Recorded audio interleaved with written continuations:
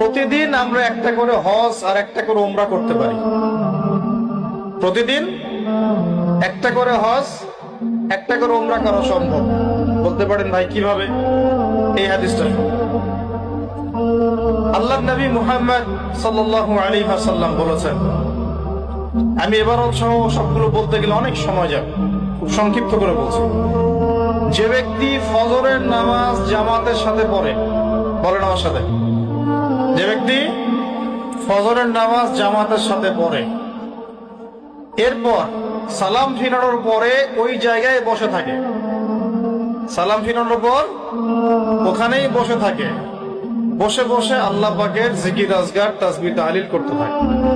ধরেন আপনি আয়াতুল কুরসি পড়লেন, 3 কুল পড়লেন, ঠিক আছে, আপনি সুবহানাল্লাহ পড়ছেন, আলহামদুলিল্লাহ পড়ছেন, আল্লাহু আকবার পড়ছেন, মানে যেগুলো জিকির আজগার, মাসনুন জিকির আজগার, যেগুলো অথেন্টিক প্রমাণিত।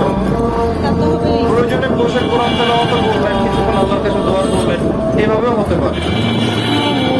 এভাবে করার পর সূর্য উঠে গেল, ধরেন জামাত আপনাদের এখানে কয়টায় হয়? হ্যাঁ, 5:50 বা 55 এরকম না? সূর্যোদয় তো হচ্ছে এখন প্রায় 6:30 কি 40-এর দিকে। ধরেন 7টা পর্যন্ত আপনি জিকির আজগার করলেন, নামাজ ধরলেন, ধরে সকাল 7টা পর্যন্ত ওইখানেই আপনি আছেন মসজিদে, জিকির আজগার করছেন, তাসবিহ তাহলিল করছেন, কোরআন তেলাওয়াত করছেন, একটু দোয়া করছেন, ঠিক আছে? এই সময়টা কাজে লাগে। সূর্য উঠে গেল, ওঠার পরে আপনি মাত্র 2 রাকাত নামাজ পড়লেন, এই নামাজটাকে বলে ইশরাকের নামাজ। কিসের নামাজ? ইশরাক। এবার আপনি চলে গেলেন, মসজিদ থেকে বের হলেন, নবী সাল্লাল্লাহু আলাইহি ওয়াসাল্লাম বলছেন, এই ব্যক্তির আমলনামায় একটা কবুল হজ একটা কবুল উমরা নেকি দেওয়া।